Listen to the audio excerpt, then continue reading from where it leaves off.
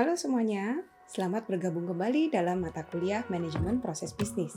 Kita sekarang sudah sampai pada tahapan implementasi proses dalam siklus hidup manajemen proses bisnis.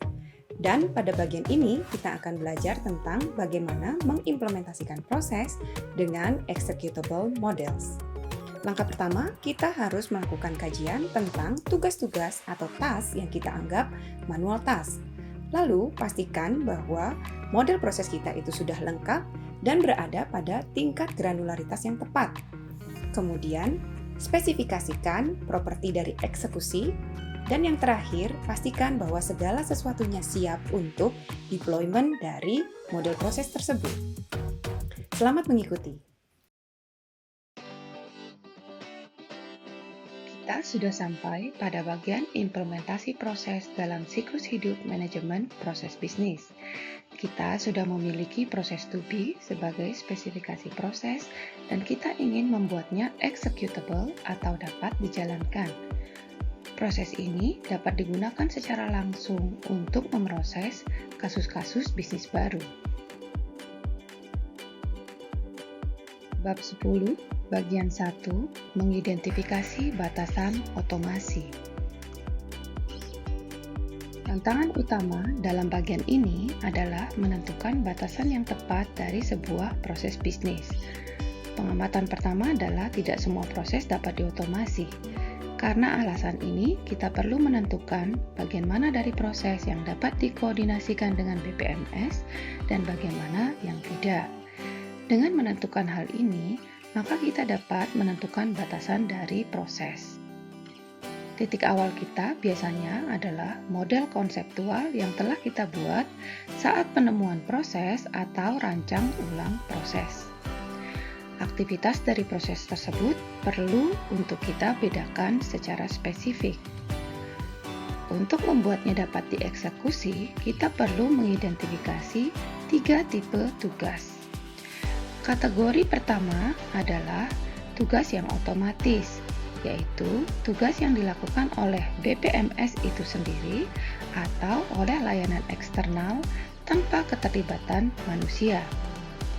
Lalu, kita memiliki kategori tugas yang kedua, yaitu tugas yang manual, yang dilakukan oleh partisipan proses tanpa bantuan software apapun. Akhirnya, kita memiliki tugas pengguna yang dilakukan oleh partisipan dengan bantuan dari Worklist Handler BPMS atau sebuah External Task List Manager. Terkait dengan notasi, kita menggunakan simbol-simbol spesifik yang diperkenalkan oleh BPMN. Untuk menunjukkan perbedaan antara tugas otomatis, manual, dan pengguna, BPMN memperkenalkan marker atau penanda khusus di sudut kiri atas kotak tugas. Tugas manual ditandai dengan tangan. Tugas pengguna ditandai dengan ikon pengguna. Tugas otomatis diklasifikasikan lebih lanjut ke dalam subtipe berikut pada BPMN, yaitu subtipe yang pertama adalah script atau penanda script. Ketika tugas mengeksekusi beberapa kode script secara internal ke BPMS. Bisa juga berupa layanan dengan penanda roda gigi, jika tugas dijalankan oleh aplikasi eksternal yang memperlihatkan fungsinya melalui antarmuka layanan. Lalu yang ketiga bisa juga berupa aturan bisnis atau penanda tabel, jika tugas memicu aturan bisnis untuk dieksekusi oleh mesin aturan di luar BPMS. Yang keempat, bisa juga berupa kirim, yaitu penanda amplop terisi, jika tugas mengirim pesan ke layanan eksternal. Lalu, tugas otomatis bisa juga berupa terima, yaitu penanda amplop kosong. Ini dilakukan ketika tugas menunggu pesan dari layanan eksternal. Latihan 10.1 menggambarkan tugas pertama ini. Tugas dari langkah pertama ini biasanya adalah sebagai berikut. Kita mengasumsikan bahwa kita memiliki model BPMN seperti yang ditunjukkan di sini. Selanjutnya, kita berjalan langkah demi langkah untuk setiap aktivitas yang ditunjukkan pada proses dan menentukan apakah kita perlu mewakilinya sebagai tugas manual, otomatis, atau pengguna. Dalam alat pemodelan, kita memilih penanda yang sesuai untuk setiap tugas ini.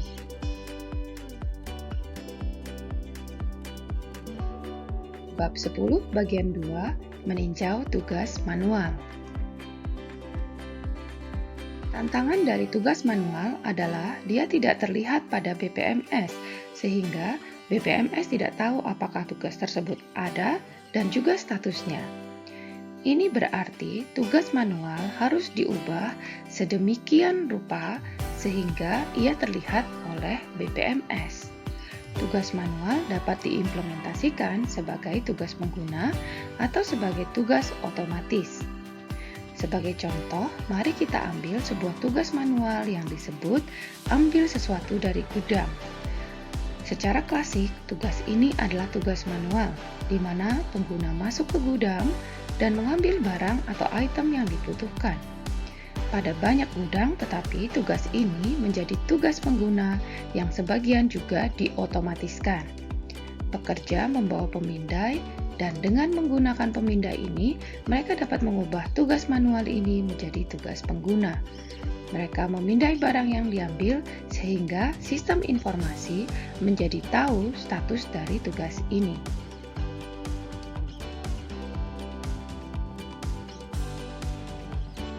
Bab 10 bagian 3 lengkapi model proses. Kita sering menghadapi tantangan bahwa model konseptual tidak lengkap. Hal ini sering terjadi karena terdapat banyak pengecualian dalam proses dunia nyata dan sulit untuk menangkapnya secara menyeluruh. Alasan kedua, model konseptual tidak secara eksplisit memodelkan data yang diproses, yang berarti kita harus menentukan tipe data dan bagaimana data itu digunakan, misalnya saja untuk pengambilan keputusan. Mari kita lihat pengecualian pada proses. Seringkali model proses konseptual ditunjukkan untuk dapat dipahami. Karena alasan ini, model proses seringkali mengabaikan informasi tertentu karena pemodel menganggapnya tidak relevan untuk tujuan pemodelan tertentu. Mereka menganggap itu adalah pengetahuan umum atau mereka tidak menyadarinya. Tergantung pada skenario aplikasi, mungkin tidak apa-apa untuk mengabaikan informasi ini dalam model konseptual. Namun, jika kita ingin membuat model proses dapat dieksekusi, maka kita harus mencakup semua hal yang detil. Ini berarti juga detil tentang bagaimana sebuah pengecualian ditangani. Oleh karena itu, model konseptual yang menjadi awalan kita perlu dilengkapi dengan percabangan tambahan untuk menangani pengecualian tersebut.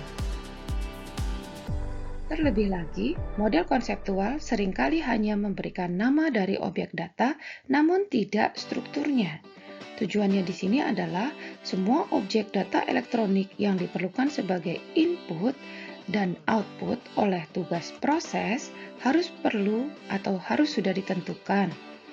Jika model konseptual hanya menunjukkan bahwa data ini ada, model yang dapat dieksekusi harus menunjukkannya secara eksplisit dan detil. Setiap objek data yang dibutuhkan oleh mesin BPMS untuk melewati kontrol antar tugas dan untuk mengambil keputusan harus dimodelkan.